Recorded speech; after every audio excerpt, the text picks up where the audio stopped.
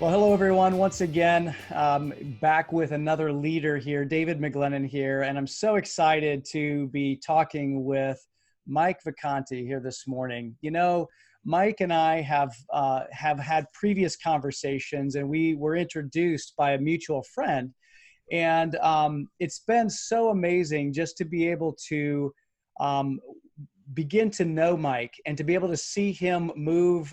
Before we started recording, we were talking about some of the things that are happening in his world and some of the things that he's been working on. And you're just going to enjoy this conversation. I absolutely know it. But before we begin, let me just talk a little bit about Mike and give you his bio, because he's an amazing leader. And Mike inspires people. And he inspires companies to reach new levels of possibility through performance and leadership and culture transformation. And, you know, he believes that the heart of any and every organization is people, and people are the ones that drive results. And quite frankly, that's my kind of guy. And so that's why, one of the reasons why I wanted to be able to have him on here today.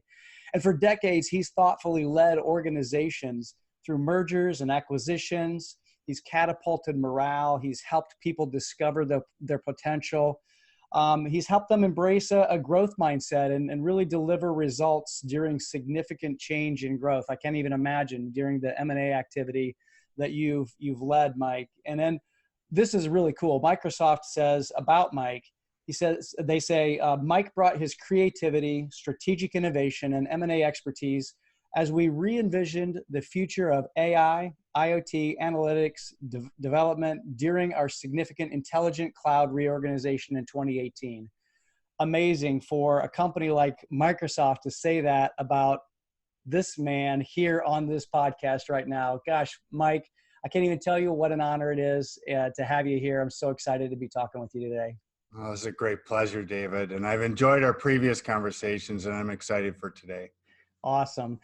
I'd love to just start off by asking you a little bit more about what got you into what I'm going to call the people side of business. What was the either the transition or the moment or the transformation in your own life that really led you to be able to help companies develop their people and transform their people so that they could perform at their best? Yeah, I appreciate that. You know, the answer probably is very rarely the one I'll give, and a lot of it is just serendipity, David. So, you know, through my 20s, I was in our family sporting goods business. We manufactured protective athletic equipment, and that was certainly all about, you know, process and everything else, and learning, you know, manufacturing process. But it was about the people that were wearing and buying, and the kids that were, you know, being equipped for safety. Then I had my own marketing company for 13 years, and I launched products. I patented a child safety device, and you know, I just engaged with the world in the most natural way, right? Just kind of showed up as me and did what was interesting or what was, you know, kind of innovative or on my mind. And I was always around creative people. And I think in those circles, all of the energy is very people centric. And because it's new and inventive work, there isn't staid practices or best practices in place to operate from. It's creating and inventing. Mm-hmm. So I was 40 years old before I ever found myself inside a large organization. It was through a roll up with some companies, and I found myself inside Fujitsu with 156,000 employees worldwide, and many processes and beliefs and operations. And so I came to it very naturally, and that's why I say serendipitously is that I had helped a couple of companies recover their investment after the internet bubble bust, and you know, took a couple of software companies and got them positioned to sell to Stellent at the time, and then it became Oracle. So there was just a bunch of experiences that kind of rolled together, and I found myself on a path of I don't know, being able to to use those past experiences, but it was an awkward journey, David, because I never really fit into those cultures Mm, that, that were formed before I got there. I yeah. do remember really the first time sitting inside that large organization and kind of looking to my sides, right and left, having that thought, what happened to all these people? Yeah. Yeah. How did all of their innovation, all of their creativity get trained out of them? Mm, And that yes. really hangs with me today. And I look at the work you're doing with developing, new leaders, right? Right. That becomes so important because perpetuating the past is not going to get us through the challenges in the future. Yeah. And that's why I think your focus and the work you're doing is not only commendable, but extremely important. Mm, wow. Thank you. One of the things that I know to be true because of our prior conversations is that you're helping organizations really turn the corner in the sense that they're looking at business in a new way. And what I mean by that is, we've been in our business environment has been in, I think, stuck in an industrial age thought process, an industrial age mindset for quite some time. Clearly, we're not in an industrial age anymore. What are some of the things that you're seeing leading edge companies doing, either with their people, for their people, to be able to really help in that transition going into where we are now, where we're looking at humans as humans and the creativity creatures that really drive business? Yeah. I was with an executive leadership team a few weeks ago. The company was into it, right? And they had an executive leadership offsite, and I got to spend the 2 days with them and led the morning first day session. And we got into some things about learning what to let go of. And Mm, so when I see the companies that are the most innovative, the most aware right now, they're evaluating what to stop doing mm, more than they're evaluating what to do next.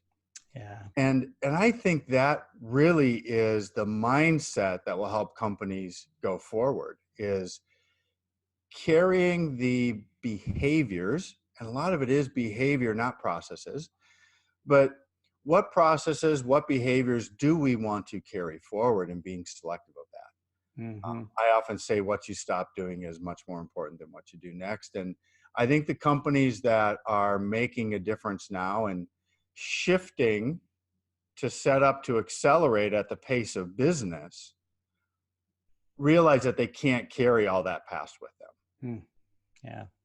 Yeah. Yeah, that's so good. That's really good. You talked about processes and behaviors, and so talk a little bit more about that, because I think that in a lot of the work that I'm doing with companies, and you're probably seeing this too, companies are so used to following processes. So, what do you see as the relationship between processes and behaviors, or processes and the human element of business? Yeah, I think, stripping down to the necessity, right? So when I get on an airplane, I really want to believe and trust that the process of checking the safety of that plane before they, put it on the tarmac and put us up in the air is good, Mm-hmm. and that people are paying attention. And, they call that, safety. It's a regulation, Right.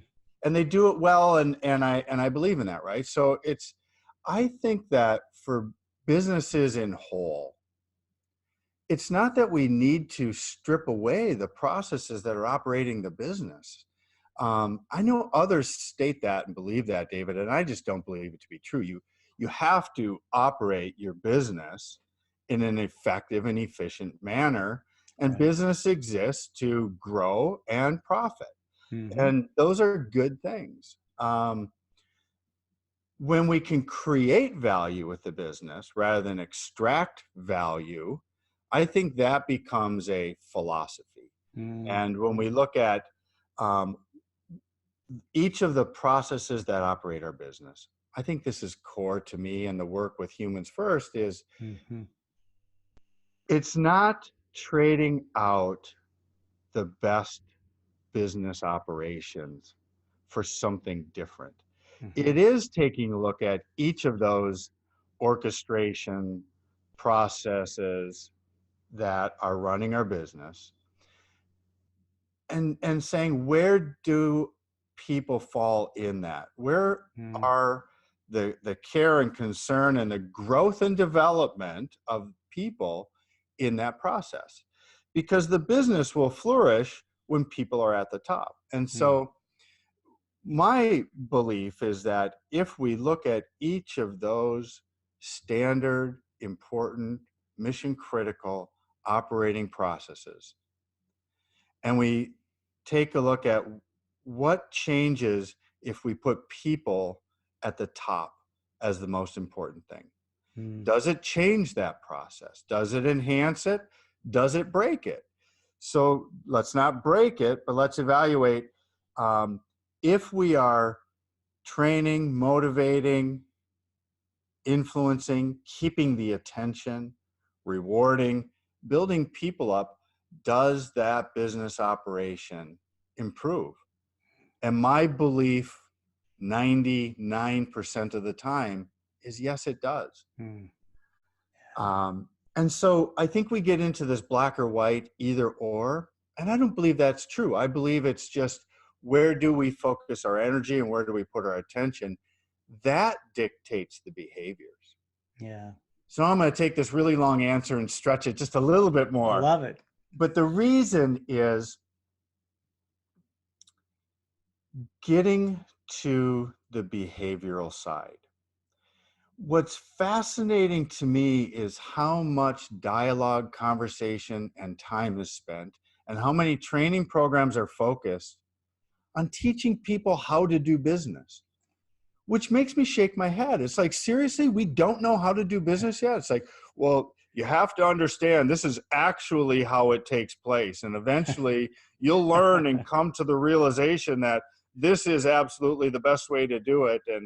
And you're going to be trained to be the same as everybody else and do it the same as everybody else. Yeah. That is a false belief. So we already know how to do business, right? Matter of fact, now we've got tools and technologies with AI coming in. It's like, if I can't trust that financial report, then something's really wrong. If I can't understand the data that's being given to me, then something's really wrong. So let's stop spending time in meetings debating the data, debating how we got there, which is in the rearview mirror, instead of what do we do with this data? Right. What can we do next that enhances the business? That's the evolution that I think we really need to move to. Yeah, no, I love that. And I agree. It's so interesting when you talk about processes and behaviors. And, I was working with a company recently where the leader of this group basically said, the magic is in the middle somewhere, where we have to have processes because we can become efficient. But if we don't have the people side of the processes, then we're not really operating at the peak efficiency. And likewise, if we just go willy-nilly with our people and not have any kind of, like you said, safety or checklists or things like that, we're not operating efficiently. And so that magic is marrying the practices of efficiency with our people. I so agree with you. What do you see as, we look at companies that we, or at least I think you and I would lift up as companies that have a great culture, a great organizational environment, like a Barry Waymiller, the places that really have and embodied the human element to be able to maximize our potential and really to be able to foster growth mindsets. what are you seeing that either they're doing, companies that we lift up, or other companies, what are they doing in order to bring this, full circle? And I know that's kind of a long question, but you also mentioned something about humans first, and I want you to talk a little bit about that, because it's a movement, it's an organization that you've helped create with a lot of other people, that I'm so excited about, and I just would love to have you talk a little bit about that too. In that. Great. Great companies, I think, are brought forward as examples. And, Patagonia stands out as one that's often referenced. Certainly Southwest Airlines has gone through, 3 generations of leaders after Herb. Um, and, and they seem to continue with that culture. So they're able to bring it forward and replicate it over time. I think that, what Bob Chapman brought to Barry Waymiller has been embraced by the rest of the organization, and they have a belief that that's how they operate. And with that belief, each of the people that have responsibility for a division or a team, or even just being a member of the team, embrace that and then operate that way. Mm-hmm. And my belief is that the companies that are able to really achieve that throughout the organization, David, are the ones that don't depend on the one person to make it happen. And I believe that's a real flaw we have in our kind of leadership philosophy, Mm-hmm. is we put all of the emphasis on the one person. Yeah. And while they certainly have influence, and they certainly do set the direction of the company, unless it's happening down at the team level, Mm-hmm. I don't think that culture really persists. Oftentimes you'll see a CEO saying, "This is what we believe and how we operate," and you get in and sit down with those teams, and they're just kind of like, "That's not how it works." Yeah, right. Um, Right. and so, and when you take like Sasha Nadala, who certainly did step in and mandate a cultural transformation. When you have 100,000 plus employees, it takes a long time for that to set in. Right. But now you see it in leadership with their different divisions and different departments, and you see it really start to work within and throughout the organization. Mm-hmm. What it does is it highlights the gaps of where it doesn't exist anymore, Yeah, right? sure, And sure. I think that it's a continuous motion. Mm-hmm. Flow culture is more of an energy than a solid state. I don't think you get to print the culture bill and carry it around with you. Right. It's kind of how you experience the people around you every day, how you experience the company, Yeah. and so it's What's a the constant. Well, and what's the spark? So some of the leaders that you talked about, like Bob Chapman, Herb at Southwest, what's the spark that helps a charismatic leader, a leader who sees a vision, to be able to then pass that spark? How does that happen? What are you seeing in the companies that you're working with? How do you see that spark being passed on to the team level and get down to the team level? Yeah, it's interesting because when we talk about process and behaviors, right, that's where it really comes into play. Mm-hmm. See, so that cannot be put into a process. It's a feeling, Mm-hmm. and the feeling is generated through each of our behaviors in our interactions every day. Mm-hmm. And so having it being adopted by the leadership team, which then operates in that manner to their team, and it spreads. I don't think it rolls down. I don't think it bubbles up. I think it just spreads amongst the interactions with all of the people, and it's behavior based. Mm-hmm. We can tell if I'm truly engaged or not, right? We can tell if I have energy and excitement and belief or or not. Mm-hmm. And as humans, we pick up on those cues. We do. And as we create those experiences, I think we also extend the energy. We allow thinking. That opens up the room for inclusion and diversity. And, it starts to open the door to all the positive behaviors that we would like to bring into an organization. Yeah. And do you see that as the spark or the piece that actually led you to, or has helped bring about this Humans First Club? And talk a little bit about the Humans First Club. What is that? And what's that all about? Talk a little bit about that.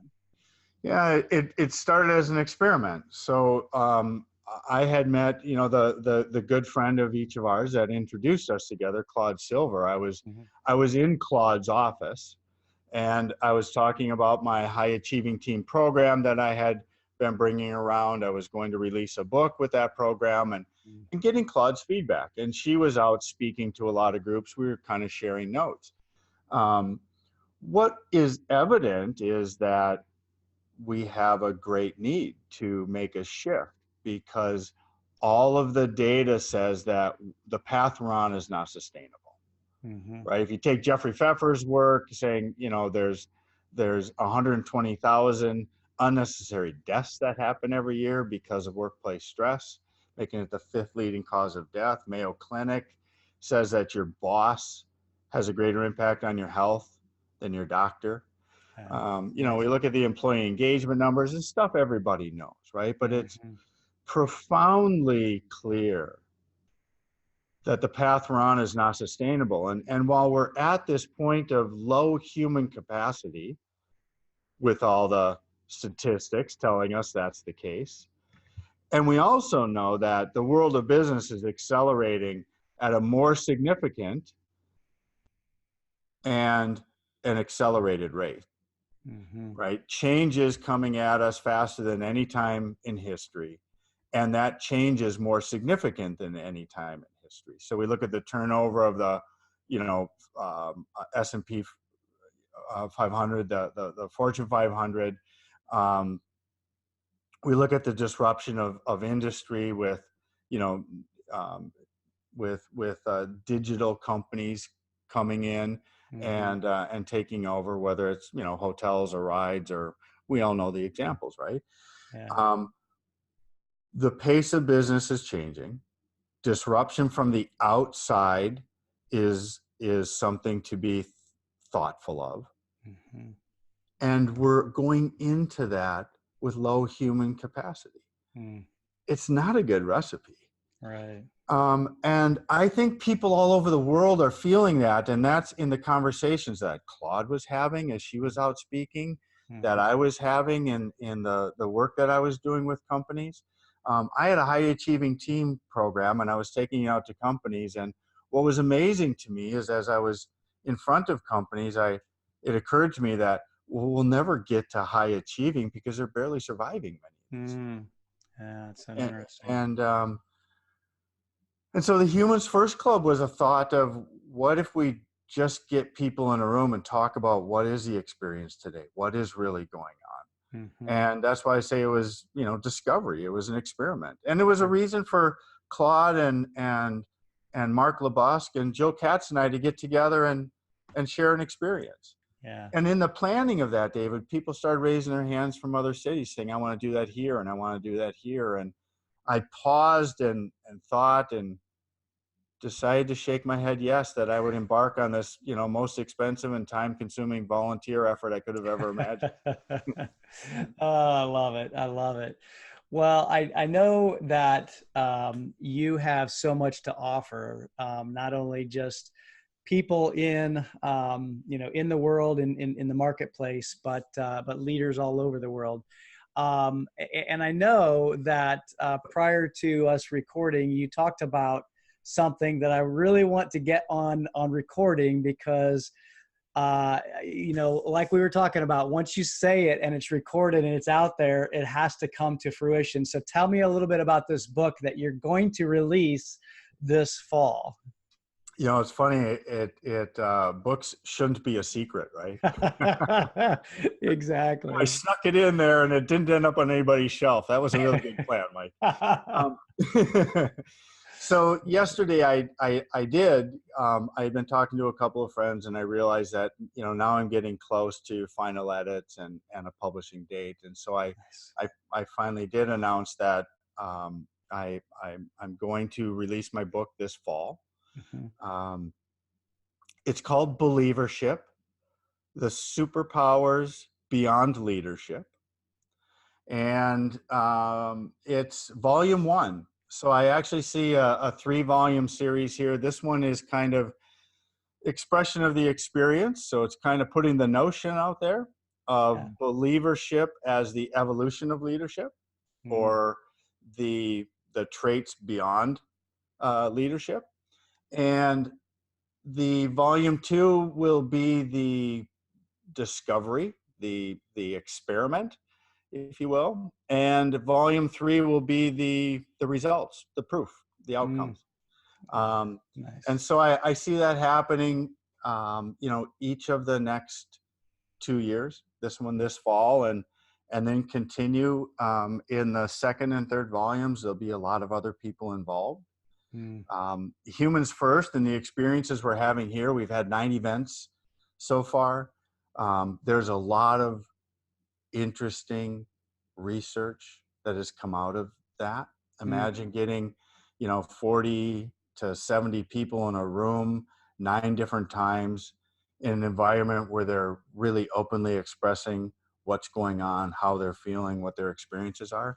It's tremendous research, and that really did inform a lot of what's going on here. Is I think our old models are holding us back, mhm, and it's an opportunity to explore new models. And if we change our thinking, can we change our outcome? mm.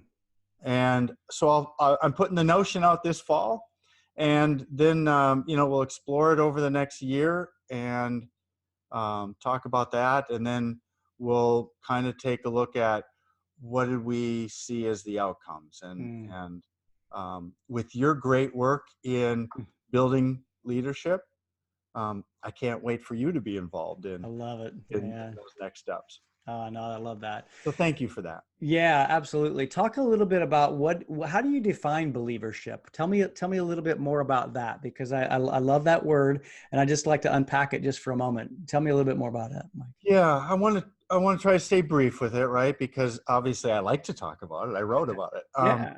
The I love.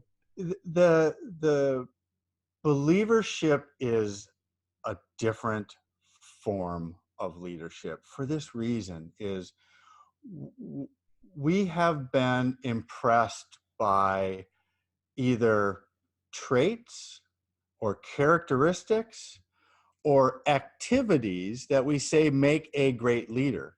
And we want to shrink that down to a formula where we can just give it to somebody. Mm-hmm.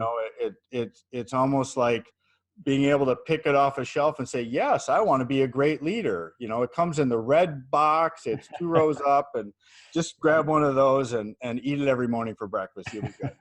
Right. Um, and what my experience is that there's a lot of great leaders, and they Mm-hmm. don't all look the same, and they don't all behave the same. And some of them are really good people, and some of them you got to kind of question, how could you endure being in a room with that person that long?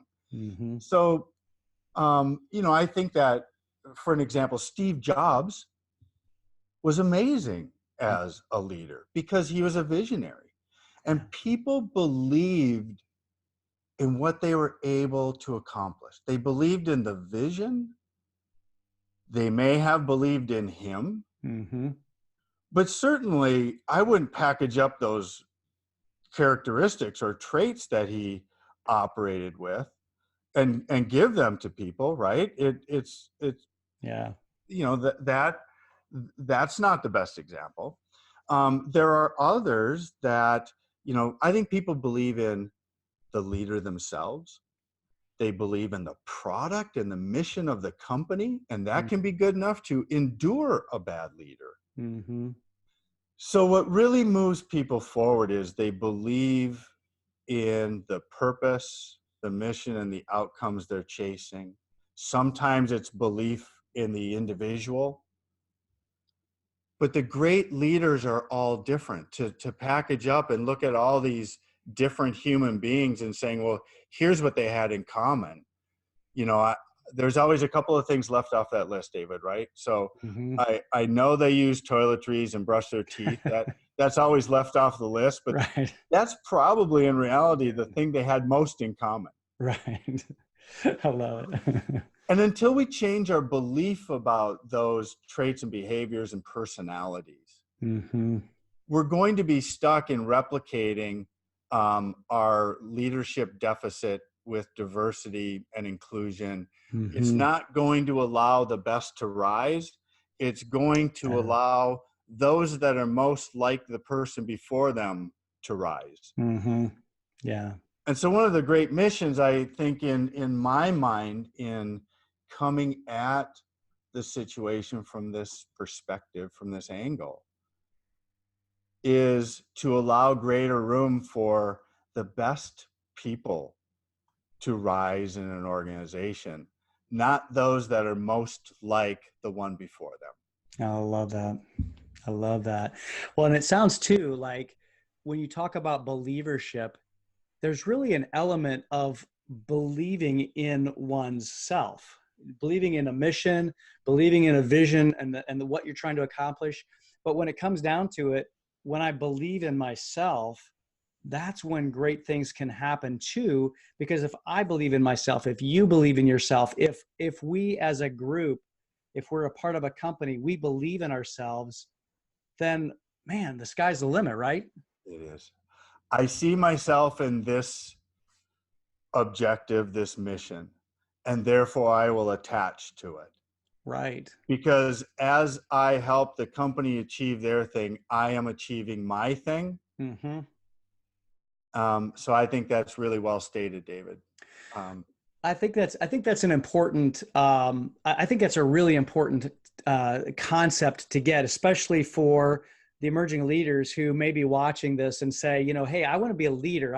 I aspire to be a leader, and I think, first of all, I think you already are a leader, but secondly, I think it really takes that. The concept is believing in yourself, believing in what your mission is, what your purpose is, and then, as you said, Mike, attaching it to the mission of the organization or finding the mission, or finding a mission that you can attach to. I think that's brilliant. I cannot, for one, I can't wait for your book to come out. So, you know, it's recorded. It's going to be public here all over the interwebs, as they say. So I'm really excited about that, Mike. That's really cool. That's really Thank you. I do believe that you know, there's an event coming up in London on September 23rd to the 25th, and it's the Employee Experience Forum. cool. Ben Witter is the chair of that group, and you know, I get to be over there with Claude Silver and Kevin Monroe, a couple of friends.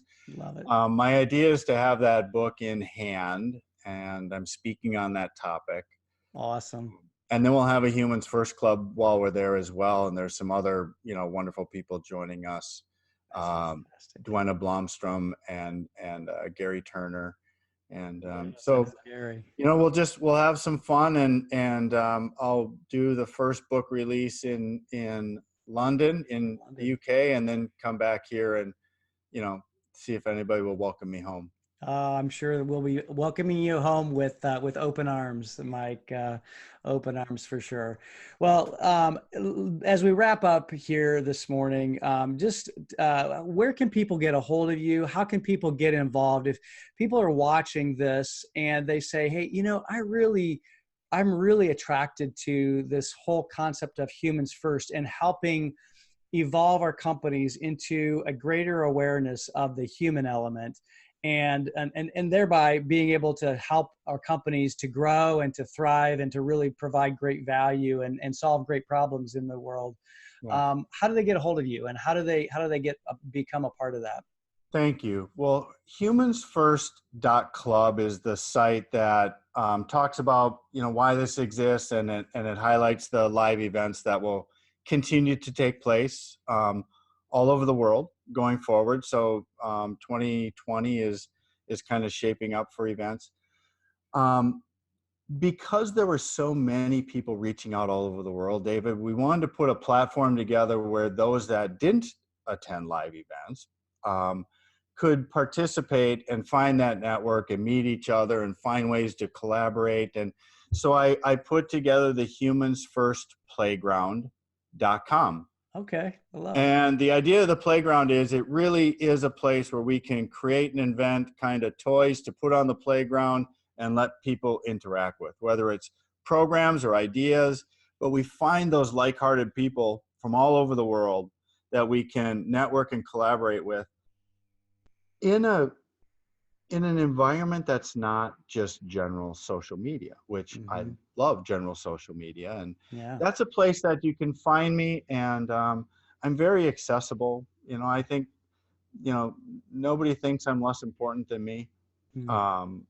And you know, Mike Vacanti on LinkedIn, Facebook.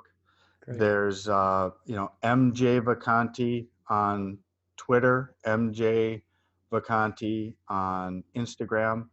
You know, I want to learn from everyone else, because that's really what this is all about. There's been some amazing people that have come into my life over the last 9 months and participated brilliantly and with, you know, open heart and open mind.